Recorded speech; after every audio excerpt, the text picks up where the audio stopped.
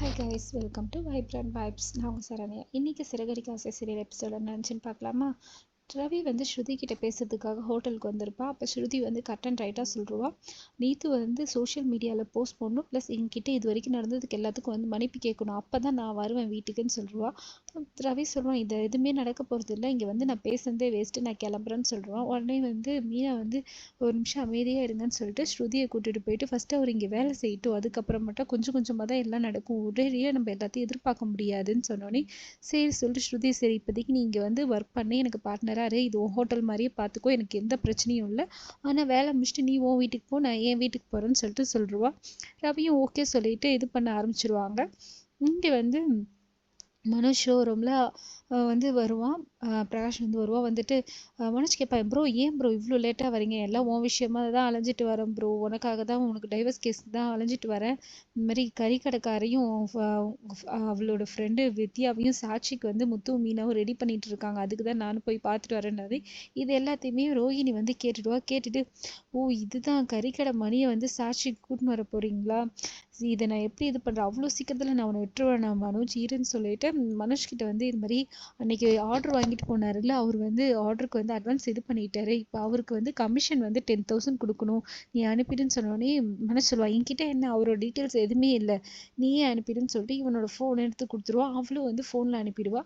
உடனே வந்து மனோஜ் வந்து கேட்பான், நீ ஏதாவது நாங்கள் பேசுனதை கேட்டேன்னு கேட்கும்போது அவள் வந்து, நான் அதெல்லாம் கேட்கவே இல்லை, நீ இருக்கும் போது எனக்கு வேறு எதுவுமே கண்ணுக்கு தெரியாது சொன்னோடனே அதையும் இவன் லூஸ் மாதிரி நம்பிடுவான். உடனே இவன் வந்து கேட்பான், ப்ரோ நம்ம பேசும்போது அவங்க வந்துட்டாங்க, அவங்க ஏதாவது கேட்டிருப்பாங்களான்னு கேட்கும்போது மனு சொல்லுவான், அதான் சொல்கிறாள்ல ப்ரோ, அவள் எதுவுமே கேட்கல, நான் பக்கத்தில் இருந்தால் அவளுக்கு எதுவுமே கேட்காது சொன்னோடனே இப்போ தான் புரியுது அவள் ஏன் ஒன்றை செலக்ட் பண்ணிக்கிறா, அவள் என்ன சொன்னாலும் அப்படியே மண்டி ஆட்டுற, எல்லாத்தையும் நம்பிடுறேன்னு சொல்லிட்டு இங்கே முத்து மீனா வந்தோடனே அவங்க அம்மா எங்கே போய் ஊர் சுற்றிட்டு வரீங்க கேட்கும்போது, எல்லாம் உங்கள் பிள்ளை விஷயமா தான் சுற்றிட்டு வரோன்னு சொல்லிட்டு இந்த மாதிரி இவங்களெல்லாம் சாட்சிக்கு ரெடி பண்ணியிருக்கோன்னு சொன்னோடனே மனு சொல்லுவா, இதெல்லாம் ரொம்ப லேட் நியூஸ், எனக்கு ஆல்ரெடி அவர் வந்து சொல்லிட்டாருன்னு சொன்னோடனே, அப்படியா, அப்போ அவ கூட அங்கே தான் இருந்தோடனே, ஐயோ ரோஹிணிக்கு எல்லா விஷயமும் தெரியுமா, தெரிஞ்சால் அது வேறு மாதிரி பிளான் பண்ணிடணுன்னே, இல்லை அவெல்லாம் எதுவுமே கேட்கல, நான் அவகிட்டே கேட்டுட்டா, அதெல்லாம் அவள் காதில் எதுவும் விழலை, அவள் எதையும் கவனிக்கலன்னு சொன்னோன்னே இவனை எல்லாத்தையுமே நம்பிடுறான், இவனை லூஸு மாதிரி நடிக்கிறான்னு அவங்க அம்மாவும் சரி விட்டுற, அவன் தான் கேட்கலன்னு சொல்கிறான்ல, அவருக்கு தெரியாதுன்னு சொல்கிறான்ல, விட்டுருன்றாங்க.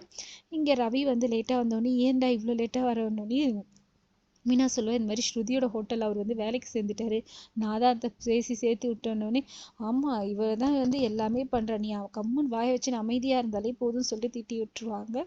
இங்கே வந்து மீனாவும் முத்தும் பேசிகிட்டு இருப்பாங்க, நாளைக்கு வந்து இந்த கேஸும் இருக்குது, செல்வத்தோட கேஸும் இருக்குது, இது எப்படிங்க, சரி போயிட்டு போலீஸ் ஸ்டேஷன் போயிட்டு அப்புறமேட்டா அங்கே போயிடலாம், ஒரே போலீஸ் ஸ்டேஷன் கோர்ட்டுன்னு திரியிற மாதிரி ஆயிடுச்சுன்னு சொல்லிட்டு இங்கே வந்து செல்வத்தை வந்து வெளியில் ஜாமீன் கொடுத்துருவாங்க. செல்வம் வெளியில் வருவான். வந்தவொடனே அவங்க பொண்டாட்டி பிள்ளையெல்லாம் பார்த்து அழுதுட்டு முத்துக்கிட்டையும் மன்னிப்பு கேட்பா, என்னை மன்னிச்சிடுறேன், நான் பிரேக் போட எவ்வளோ ட்ரை பண்ணேன், அவங்க திடீர்னு வந்துட்டாங்க அந்த மாதிரி நடுவுலன்னு சொல்லுவான். சரி விட்றான்னு சொல்லிட்டு இங்கே பேசினே இருக்கும்போது கரெக்டாக அருண் வந்துட்டு, ஓ உனக்கு ஜாமீன் கிடைச்சிருச்சா, உனக்கு ஜாமீன் வேணால் கிடைச்சிருக்கலாம், ஆனால் உனக்கு லைசன்ஸ் கிடைக்கவே கிடைக்காது, இதுக்கப்புறம் காலத்துக்கு நீ வண்டியை ஓட்ட முடியாது, பாரு நான் உன் லைசன்ஸை கேன்சல் பண்ணுறதுக்கான எல்லா வேலையும் தான் நான் பார்த்துட்ருக்கேன்னு சொல்லிட்டு சொல்லுவான். உன்னை கூடிய சீக்கிரம் மறுபடியும் தூக்கி உள்ளேயும் போட்டுருவேன், இதுக்கு சம்மந்தப்பட்டவங்களையும் போட்டுருவேன்னு சொல்லிட்டு 2 பேரும் மிரட்டிட்டு போடுவான். இதை கேட்டவுடனே செல்வம் வந்து, ஐயோ இதுக்கப்புறம் நான் என்னடா பண்ணுவேன், எப்படி என் பொண்டாட்டி பிள்ளைய பார்ப்பேன்னு சொல்லிட்டு பயங்கரமாக அழுவ ஆரம்பிச்சிடும். முத்து வந்து சமாதானப்படுத்தி கூட்டிகிட்டு போயிடுவான். இங்கே மீனா வந்து சீதாவுக்கு ஃபோன் பண்ணி, சீதா இந்த மாதிரி செல்வத்துக்கு ஜாமீன் கிடைச்சிச்சு சொன்னேன், சீதாவும் சந்தோஷப்படுவா. ஆனால் அருண் ரொம்ப கோவமாக இருக்காரு, நீ பேசாமல் நம்ம வீட்டுக்கு கிளம்பி போயிடு, ஏன்னா அவர் ரொம்ப கோவமாக இருக்காரு. இல்லைக்கா அதெல்லாம் நான் பார்த்துக்கிறேன், ஒன்றும் பிரச்சனை இல்லைன்னு சொல்லுவோம். இங்கே வந்து டைவர்ஸ் கேஸ்க்கு வந்து போயிடுவாங்க. ஸ்ருதி வந்திருப்பா. அவங்க விஜய் வந்து, ஏம்மா இங்கே வந்திருக்கேன்னு ஸ்ருதிக்கு, டைவர்ஸ் கேஸ்லாம் வந்து நான் இதில் தான் சினிமாவில் தான் பார்த்துருக்கேன் ஆண்டி, நேரில் பார்த்ததே இல்லை, அதனால தான் வந்தோடனே, இது என்னம்மா கண்காட்சியா இது, இப்போ இதை பார்க்க வந்திருக்கேனோடனே, நாளைக்கு எனக்கும் தேவைப்படும்ல ஆண்டினோடனே விஜயாக் ஷாக் ஆகிடு, இப்போ வேறு ஒருத்தர் என்னை பயமுறுத்துறதுலே இருப்பான்னு சொல்லிட்டு இங்கே ரோஹிணி வந்துடுவா. ரோஹிணி வந்துட்டு எல்லாரையுமே நக்கல் பண்ணி பேசிட்டு இது பண்ணிட்டு கடுப்பேற்றிட்டு இருப்பாள். இதோட இன்னைக்கு எபிசோட் முடியுது, மறுபடியும் நாளைக்கு எபிசோடில் பார்க்கலாம்.